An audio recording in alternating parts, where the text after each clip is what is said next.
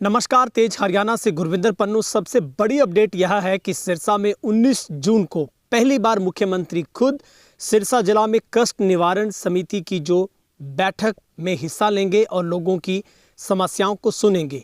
और पहली बार मुख्यमंत्री के इस कार्यक्रम में आगमन को लेकर तमाम तरीके की तैयारियों में प्रशासन जुटा है। हालांकि इसके कार्यक्रम का अभी तक जो आधिकारिक जो रूट है वो नहीं आ पाया है, लेकिन उम्मीद है कि 18 तारीख को ही मुख्यमंत्री सिरसा में पहुंचेंगे, जहां पर देर रात वो रेस्ट हाउस में रुकेंगे। भाजपा कार्यकर्ताओं के साथ मंत्रणा होगी, मीटिंग होगी और उसके बाद 19 जून को वो कष्ट निवारण जो समिति की जो बैठक है वो सिरसा के पंचायत भवन में वो लेंगे।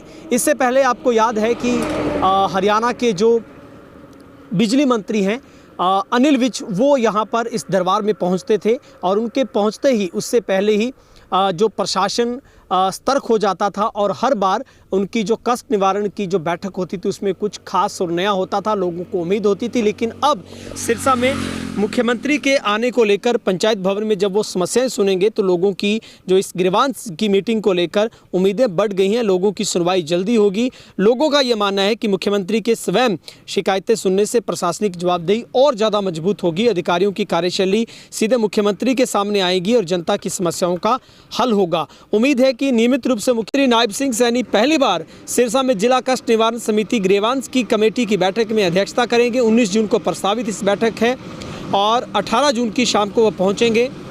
बताया जा रहा है कि 19 जून की सुबह उनका जो पहला कार्यक्रम है वो डेरा बाबा भूमर शाह में आयोजित एक योग शिविर में हो सकता है और इसके बाद मुख्यमंत्री करीब 11 बजे पंचायत भवन में आयोजित ग्रीवांस कमेटी की बैठक में लोगों की शिकायतें सुनेंगे और जवाब तलब करेंगे। इससे पहले जिला कष्ट निवारण समिति की जो बैठक जैसा कि अनिल विज लेते रहे हैं और अब मुख्यमंत्री इसकी अध्यक्षता कर रहे हैं और उससे पहले प्रस्तावित दौरे को लेकर जिला प्रशासन पूरी तरह से अलर्ट मोड पर आ गया है।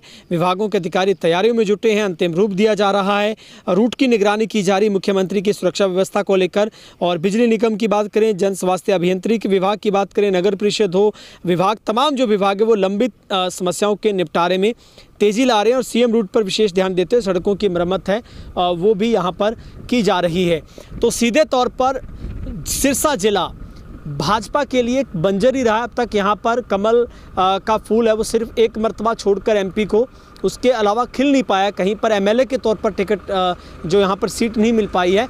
तो सीधे तौर पर इस 29 के चुनाव से पहले भाजपा सिरसा जिला पर एक बड़ा डोरा डालने की फिराक में और खुद मुख्यमंत्री ने इसका जिम्मा संभाल लिया है।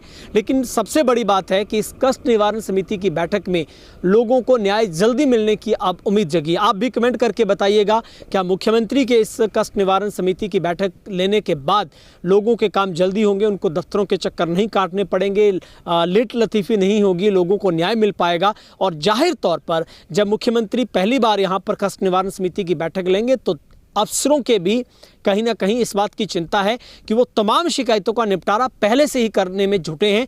और अगर आपकी भी कोई शिकायत है तो ऐसी उम्मीद है कि मुख्यमंत्री इस कष्ट निवारण समिति की बैठक के बाद सीधे तौर पर लोगों से मिलकर उनकी हर समस्या को जानेंगे, उनकी शिकायतों को वो वहाँ से कलेक्ट करेंगे।